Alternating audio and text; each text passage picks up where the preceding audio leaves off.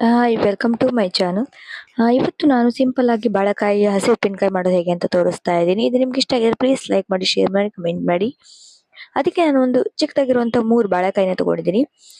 ಒಂದು ಪಾತ್ರೆಗೆ ಹಾಕೊಂಡಿದ್ದೀನಿ ಬೇಯಿಸ್ಕೊಳ್ಳೋದಕ್ಕೆ, ನೀರು ಹಾಕೊಂಡಿದ್ದೀನಿ. ಅದಕ್ಕೆ ಹಾಗೇನೆ ಸ್ವಲ್ಪ ಒಂದು ಎಣ್ಣೆ ಹಾಕೊಂಡಿದ್ದೀನಿ. ಅದು ಎಣ್ಣೆ ಅಂಟಂಟಿ ಇರುತ್ತಲ್ವಾ, ಅದೆಲ್ಲ ಇದಾಗಲಿ ಅಂತ ಹೇಳಿ ಸ್ವಲ್ಪ ಎಣ್ಣೆ, 1 ಸ್ಪೂನ್ ಆಗೋಷ್ಟು ಎಣ್ಣೆನ ಹಾಕೊಂಡಿದ್ದೀನಿ. ಇದನ್ನ ಈಗ ನಾನು ಗ್ಯಾಸ್ ಮೇಲೆ ಇಟ್ಕೊಂಡು ಬೇಯಿಸ್ಕೊಳ್ತೀನಿ. ಒಂದು 5 ನಿಮಿಷ ಬೇಯಿಸ್ಕೊಂಡ್ರೆ ಸಾಕಾಗುತ್ತೆ, ಬೇಗ ಬೆಂದ್ಬಿಡುತ್ತೆ ಅದು. ಹಾಗಾಗಿ 5 ನಿಮಿಷ ಬೇಯಿಸ್ಕೊಳ್ತಾ ಇದ್ದೀನಿ. ಇದು ಈಗ ಸ್ವಲ್ಪ ತಿರುವು ಹಾಕೊಳ್ತಾ ಇದ್ದೀನಿ. ಗ್ರೀನ್ ಕಲರ್ ಎಲ್ಲ ಹೋದ ನಂತರ ಇದು ಬೆಂದಿರುತ್ತೆ ಸಾಧಾರಣಗೆ. ಇದನ್ನೀಗ ನಾನು ಬೆಂದಿದೆ, ಗ್ಯಾಸ್ ಆಫ್ ಮಾಡಿ ತಣ್ಣಗಾದ ನಂತರ ಇದರ ಸಿಪ್ಪೆನ ತೆಕ್ಕೊಳ್ತೀನಿ.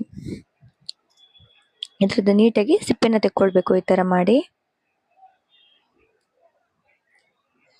ಎಲ್ಲ 3 ಬಾಳೆಕಾಯಿ ಕೂಡ ಸಿಪ್ಪೆನ ರಿಮೂವ್ ಮಾಡ್ಕೊಳ್ತೀನಿ. ಇದು ತುಂಬಾ ಈಸಿ ಆಗಿರುತ್ತೆ, ಚೆನ್ನಾಗೂ ಇರುತ್ತೆ ಕೂಡ. ಇದಕ್ಕೇನು ಜಾಸ್ತಿ ಇದ್ಬೇಕಾಗಲ್ಲ, ಬೇಗ ಆಗ್ಬಿಡತ್ತೆ. ಇದು ಒಂದು 5 ನಿಮಿಷದಲ್ಲಿ ಆಗ್ಬಿಡತ್ತೆ. ಬಾಳೆಕಾಯಿ ಬೇಯೋ ತನಕ ಮಸಾಲಾನ ಕೂಡ ರೆಡಿ ಮಾಡ್ಕೊಂಡ್ಬಿಟ್ರೆ ಆಗ್ಬಿಡತ್ತೆ. ಇದಕ್ಕೇನು ಏನು ನೆನಿಬೇಕು ಅಂತ ಇದರದ್ದು ಏನು ಇಲ್ಲ. ಹಾಗೇನೆ ಈ ಸಿಪ್ಪೆಯಿಂದ ಕೂಡ ವೇಸ್ಟ್ ಮಾಡಿದ ಚಟ್ನಿ ಕೂಡ ಮಾಡ್ಬೋದು. ಮತ್ತೊಂದ್ಸಲ ನಿಮ್ಗೆ ಅದನ್ನ ಹೇಗೆ ಮಾಡೋದು ಅಂತ ತೋರಿಸ್ತೀನಿ ನಾನು ನಿಮ್ಗೆ. ಇದನ್ನ ಈಗ ನಾನು ಈ ತರ ಎಲ್ಲಾನು ಹೆಚ್ಚಿಟ್ಕೊಂಡಿದ್ದೀನಿ. ಹೆಚ್ಚಿಟ್ಕೊಂಡಿರೋದಕ್ಕೆ ಆದ ನಂತರ ಒಂದು ಪಾತ್ರೆಗೆ ಒಂದು ಅರ್ಧ ಕಪ್ ಆಗಷ್ಟು ಕಾಯಿ ತುರಿ, ಹಾಗೆ ಒಂದು 2 ರಿಂದ 3 ಹಸಿಮೆಣಸನ್ನ ಹಾಕೊಂಡಿದ್ದೀನಿ. ನಿಮ್ಗೆ ಖಾರ ಜಾಸ್ತಿ ಬೇಕು ಅಂದ್ರೆ ಜಾಸ್ತಿ ಹಾಕೊಳ್ಬಹುದು. ನಾನು ಮೀಡಿಯಂ ಆಗಿರ್ಲಿ ಅಂತ ಸ್ವಲ್ಪನೇ ಮಾಡ್ತಾ ಇರೋದ್ರಿಂದ ಸ್ವಲ್ಪ ಹಾಕೊಂಡಿದ್ದೀನಿ. ಹಾಗೆ 1.5 ಸ್ಪೂನ್ ಆಗುವಷ್ಟು ಸಾಸಿವೆ ಕಾಳನ್ನ ಹಾಕೊಂಡಿದ್ದೀನಿ. ಇದಕ್ಕೆ ಸಾಸಿವೆ ಕಾಳನ್ನ ಜಾಸ್ತಿ ಹಾಕೊಳ್ಬೇಕು, ಹಾಗಾಗಿ ಸಾಸಿವೆ ಕಾಳನ್ನ ಅಷ್ಟು ಹಾಕೊಂಡಿದ್ದೀನಿ. ಅದಾದ ನಂತರ ಒಂದು ಸ್ವಲ್ಪ ಹಿಂಗನ್ನ ಹಾಕೊಳ್ತಾ ಇದ್ದೀನಿ. ಪೌಡರ್ ಆದ್ರೆ ಒಂದು 1/4 ಸ್ಪೂನ್ ಆಗೋಷ್ಟು ಹಿಂಗೆ ಹಾಕೊಳ್ಬೇಕು. ಇದು ಪೌಡರ್ ಎಲ್ಲ ಒಂಥರ ಇದ್ರಾಗ ಬರುತ್ತಲ್ವಾ, ಅದನ್ನ ಹಾಕೊಂಡಿರೋದ್ರಿಂದ ಸ್ವಲ್ಪ ಜಾಸ್ತಿ ಸ್ಮೆಲ್ ಇರುತ್ತೆ. ಅದು ಸ್ವಲ್ಪನೇ ಹಾಕೊಂಡ್ರೆ ಸಾಕಾಗತ್ತೆ. ಅದಾದ ನಂತರ ಒಂದು 1/4 ಸ್ಪೂನ್ ಆಗೋಷ್ಟು ಅರಿಶಿನ ಹಾಕೊಳ್ತಾ ಇದ್ದೀನಿ. ಇವೆಲ್ಲನೂ ಹಾಕಿ ಸ್ವಲ್ಪ ನೀರನ್ನ ಹಾಕಿ ನುಣ್ಣಗೆ ರುಬ್ಕೊಳ್ತೀನಿ. ಈ ತರ ನುಣ್ಣಗೆ ರುಬ್ಕೊಂಡಿದ್ದೀನಿ.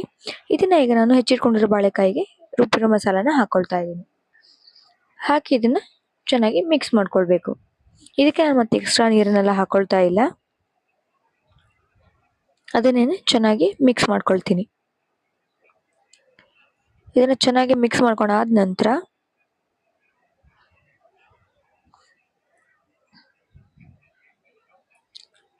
ಇದಕ್ಕೆ ಕೆಲವೊಬ್ರು ಶುಂಠಿ ಕೂಡ ತುರಿದು ಹಾಕ್ತಾರೆ, ನಿಂಬೆ ಹಣ್ಣನ್ನ ಪೀಸನ್ನ ಮಾಡಿ ಹಾಕ್ತಾರೆ ಇದಕ್ಕೆ, ಆ ಥರನೂ ಹಾಕ್ಬೋದು.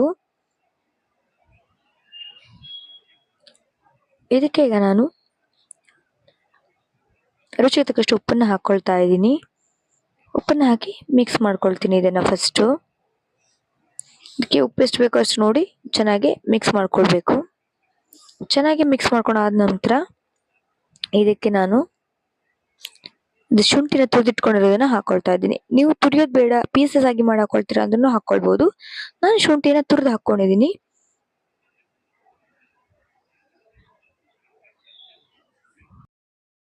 ಅದಾದ ನಂತರ ಒಂದು ಅರ್ಧ ನಿಂಬೆಹಣ್ಣನ್ನ ನಾನು ರಸ ತೆಗೆದು ಹಾಕೊಳ್ತಾ ಇದ್ದೀನಿ ಹುಳಿಗೆ. ನಿಂಬೆಹಣ್ಣು ಇಲ್ಲ ಅಂದ್ರೆ ಹುಳಿಸೆಹಣ್ಣಿನ ರಸನ ಕೂಡ ಹಾಕೊಳ್ಬಹುದು, ಏನು ಪ್ರಾಬ್ಲಮ್ ಇಲ್ಲ. ಇದನ್ನ ಈಗ ಚೆನ್ನಾಗಿ ಮಿಕ್ಸ್ ಮಾಡ್ಕೊಳ್ತಾ ಇದ್ದೀನಿ. ಚೆನ್ನಾಗಿ ಮಿಕ್ಸ್ ಮಾಡ್ಕೊಂಡ್ರೆ ಆಯ್ತು. ಇದನ್ನು ನೀವು ಉಪ್ಪು ಕಡಿಮೆ ಇದ್ರೆ ಉಪ್ಪನ್ನ ನೋಡ್ಕೊಳ್ಬಹುದು. ಇದು ತುಂಬಾ ಈಸಿ ಆಗಿರುವಂತ ರೆಸಿಪಿ. ಹಾಗೆ ಬಾಳೆಕಾಯಿ ಉಪ್ಪಿನಕಾಯಿ ಈಗ ರೆಡಿ ಆಗಿದೆ. ಇದು ನಿಮ್ಗೆ ಇಷ್ಟ ಆಗಿದ್ರೆ ಪ್ಲೀಸ್ ಲೈಕ್ ಮಾಡಿ, ಶೇರ್ ಮಾಡಿ, ಕಮೆಂಟ್ ಮಾಡಿ. ಹಾಗೆ ನನ್ನ ಚಾನಲ್ನ ಹೊಸಬರು ನೋಡ್ತಾ ಇದ್ರೆ ಪ್ಲೀಸ್ ಸಬ್ಸ್ಕ್ರೈಬ್ ಮಾಡಿ. ಸಬ್ಸ್ಕ್ರೈಬ್ ಮಾಡೋದನ್ನ ಮಾತ್ರ ಮರಿಬೇಡಿ. ಪ್ಲೀಸ್ ನನ್ನ ಚಾನಲ್ ಸಬ್ಸ್ಕ್ರೈಬ್ ಮಾಡಿ. Thank you.